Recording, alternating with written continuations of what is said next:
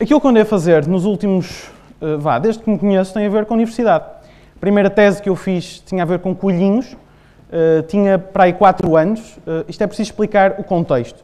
Os meus 2 pais são docentes universitários, eu tenho tios que são docentes universitários, bastantes, os meus padrinhos, eu nasci rodeado de universidade e, portanto, sempre gostei muito da universidade, mas gostei sobretudo do conceito, quando me fui apercebendo daquilo que ele queria dizer. Uma universidade acaba por ser um espaço onde jovens adultos se reúnem para aprender alguma coisa de comum, um sítio onde pessoas mais velhas vêm para renovar conhecimentos, um sítio onde adultos vêm para criar conhecimento. É um sítio fantástico, já pensaram, se não conhecessem o conceito de universidade, um sítio onde as pessoas vêm para aprender, um sítio onde as pessoas vêm para fazer algo de novo. Isto é a minha faculdade, estava a passar ali atrás, é a Faculdade de Direito da Universidade do Porto, tem umas belas escadarias, depois entra-se, tem este átrio fantástico, estão a ver. É um sítio bastante aprazível. Depois, se quiser, também não fica muito longe, posso mostrar-vos. É um sítio com corredores onde há pautas, umas melhores, outras piores, geralmente piores. Tem um bar e é sobretudo um sítio em que acontece muita coisa. E agora, ali estou eu. Pronto.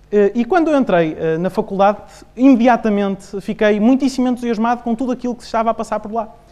Porque não é só o conceito que é fantástico.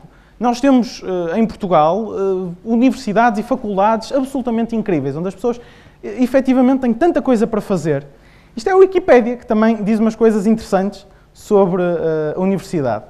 Mas tanto uma coisa como outra, aquilo que dizem fundamentalmente é isto. As universidades têm funções do ponto de vista da formação, da investigação e da extensão. A investigação é exatamente o que é? A produção de conhecimento novo, a extensão, no fundo, é o serviço à comunidade e a formação, no fundo, é a propagação do conhecimento. É mais ou menos isto que as universidades deveriam estar a tentar fazer. No entanto, a minha teoria é que elas andam ligeiramente perdidas. Andam à caça de borboletas e é fácil uma pessoa que anda à caça de borboletas perder-se. Havia um anúncio de uma grande consultora portuguesa há uns anos atrás, não consegui encontrar esse anúncio, mas que dizia: lição número 1 para caçar borboletas, cuide bem do seu jardim.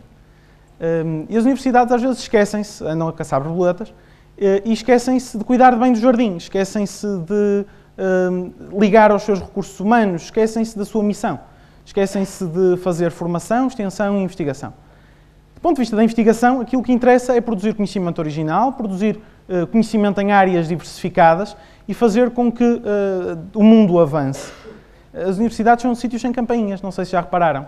São uma espécie de escolas em que não existem campainhas. É uma coisa deliciosa, porque eu cheguei ao fim de 12 anos de formação em escolas com campainhas e estava com muita vontade de destruir as campainhas. Mas é uma boa coisa que as pessoas continuem a ir mais ou menos, chegar mais ou menos a horas às coisas sem campainhas. As pessoas têm relógio hoje em dia.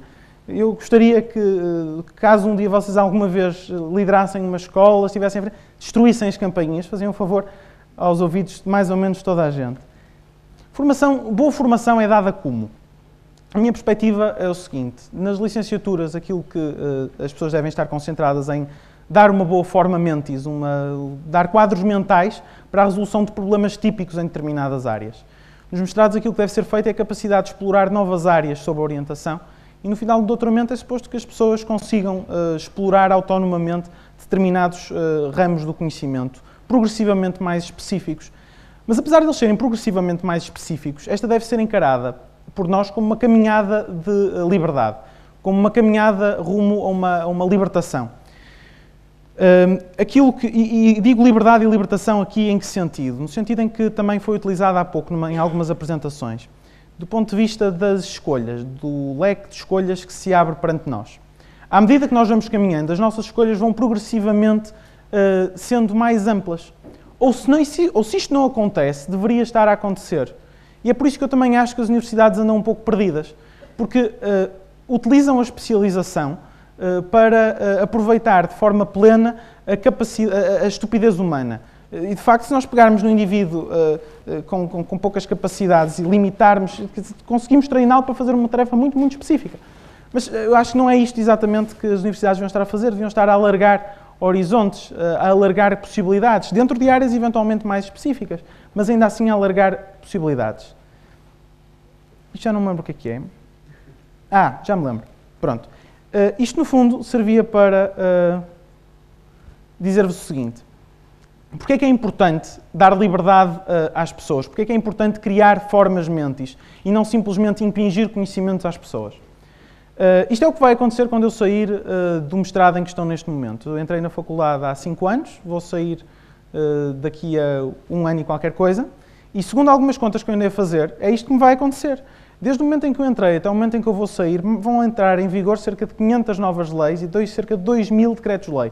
Já não contei as portarias, porque as estatísticas para as portarias ia para aí para as 15.000, talvez.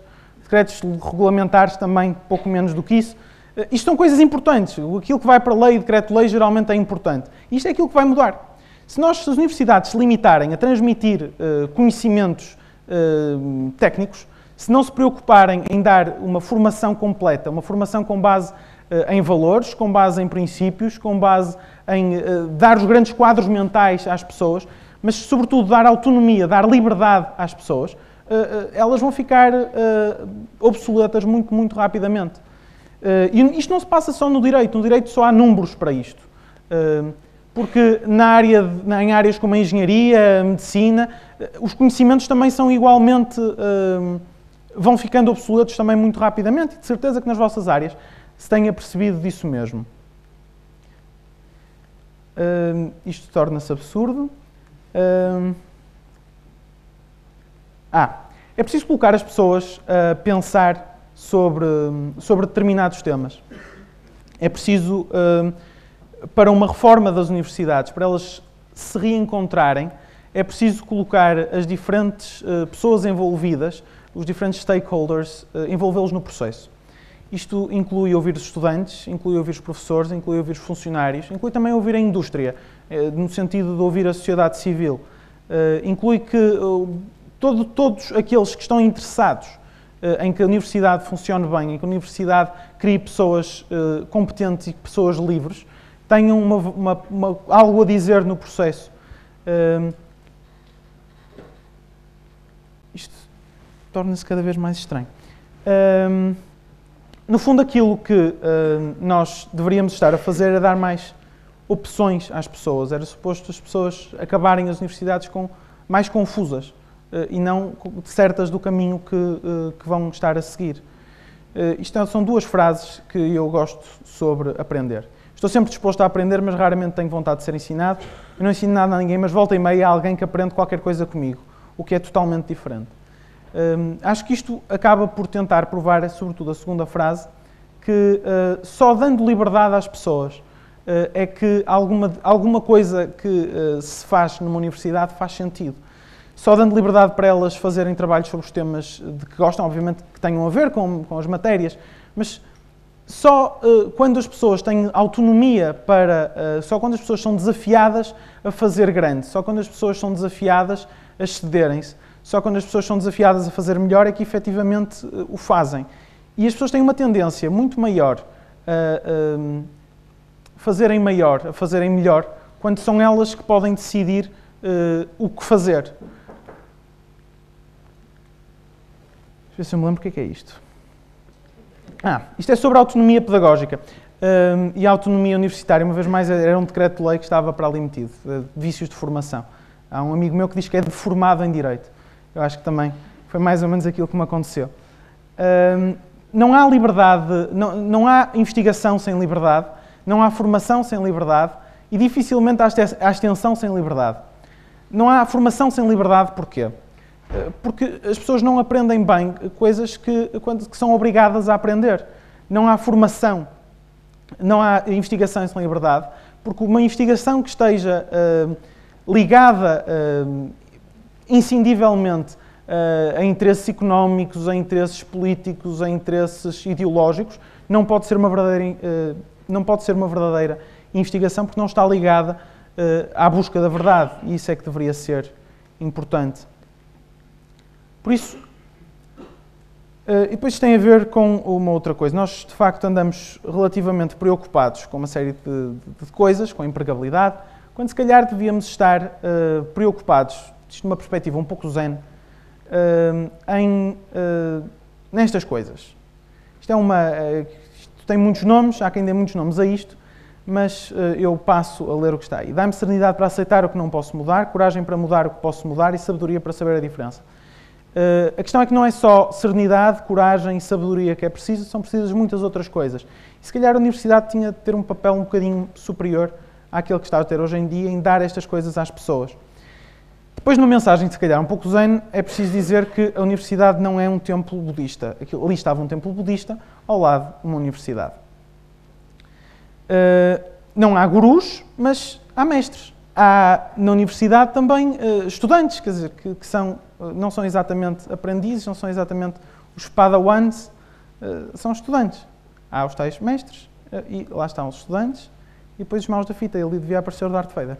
E a questão dos mestres é que eles têm como missão ensinar estes padawan, de forma a que eles também não se tornem maus da fita. Isto é uma grande responsabilidade, que se calhar os docentes nem sempre encaram da melhor forma.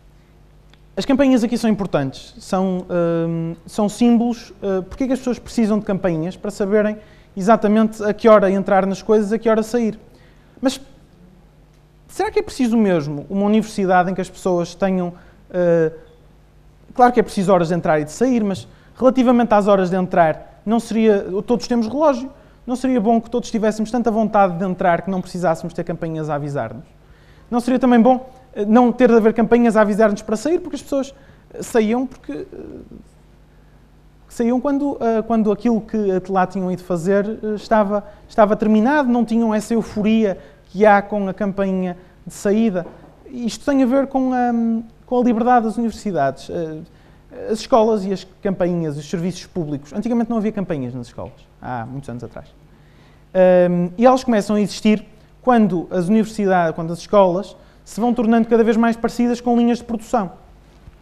Reparem no seguinte, nas linhas de produção há de facto campainhas para os operários entrarem e saírem. Depois há, nas escolas também há uma mania de catalogar as pessoas por idades, como a data de fabrico das coisas numa linha de montagens. Isto é todo um conjunto de paralelismos que pode ser estabelecido entre as escolas e as linhas de montagem.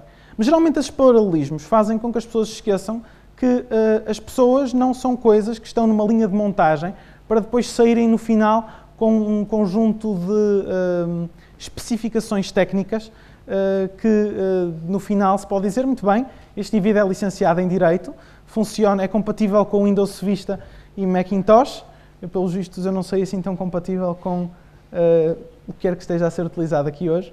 Mas deveria haver, se calhar, uma maior personalização das coisas. Não se pode levar a personalização ao absurdo.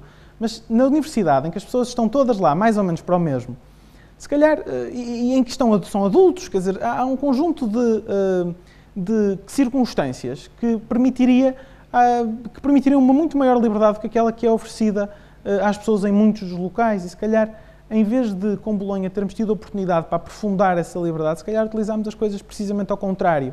De Bolonha aproveitámos precisamente os aspectos que levavam a menos liberdade. Em sítios em que as aulas eram facultativas, tornaram-se as aulas obrigatórias. Muitas vezes nesses mesmos sítios diminuiu-se a possibilidade dos alunos funcionarem um pouco também fora da caixa. Porque quanto menos tempo temos, maior se calhar é a pressão para determinadas, pelo menos para determinadas pessoas, maior é a pressão para obter determinado tipo de resultados muito depressa. E às vezes esses resultados feitos depressa nem sempre são os resultados tidos, são os resultados melhores. Olha uma apresentação a funcionar. Eu gostava que a universidade pensasse melhor naquilo que anda a fazer. Pensasse que tem de deitar as sementes à terra para que as árvores cresçam e que é preciso dar tempo às árvores para crescer, para elas poderem dar frutos. Gostava que houvesse uma universidade um pouco mais sequiosa da verdade, mais sequiosa do conhecimento, mais sequiosa, em que a luta contra a ignorância fosse entendida como uma coisa mais urgente, mas também a luta contra a intolerância. Gostava que se tratassem melhor os alunos com maiores dificuldades económicas do que do que os convidados das universidades, eles certamente precisarão mais.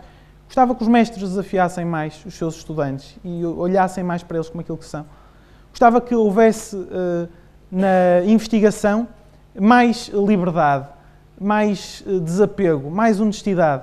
Aliás, gostava que na universidade houvesse em geral mais honestidade, menos facadas nas costas, menos intrigas pessoais. Gostava que fosse um lugar dedicado a um tipo de aprendizagem que só se tem com os outros. Gostava que fosse um sítio sem campainhas, continuasse a ser um sítio sem campainhas. Que fosse um lugar em que se aprende a ver, um lugar onde se ensina a ver, um lugar onde se ensina a ouvir, um lugar onde se ensina a comunicar as nossas ideias. Um lugar onde os alunos reganhem o amor pelo estudo, que afinal deveria ser aquilo que lá os fez chegar. Um sítio que se voltasse a apaixonar pela verdade. Um sítio que se voltasse a apaixonar pela quantidade de coisas que existem para fazer, pela quantidade de oportunidades que existem. Um sítio que deixasse a música entrar, em que continuasse a haver lugar para determinados grupos de pessoas que querem fazer coisas. Um verdadeiro local onde se criem amizades, mais do que networking, mais do que meros contactos. Gostava que continuasse a ser um lugar onde se podem criar amizades sólidas. E também um lugar onde houvesse espaço para criar cidadãos galvanizadores das suas comunidades. Um lugar que se voltasse a apaixonar pelos seus professores, pelos seus estudantes, pelos seus funcionários. Que se voltasse a apaixonar pela verdade e pelo conhecimento. Um lugar onde reencontrasse a sua vocação de casa da verdade, de templo de liberdade e de ninho daqueles que, quando abrem as asas, é para voar. Muito obrigado.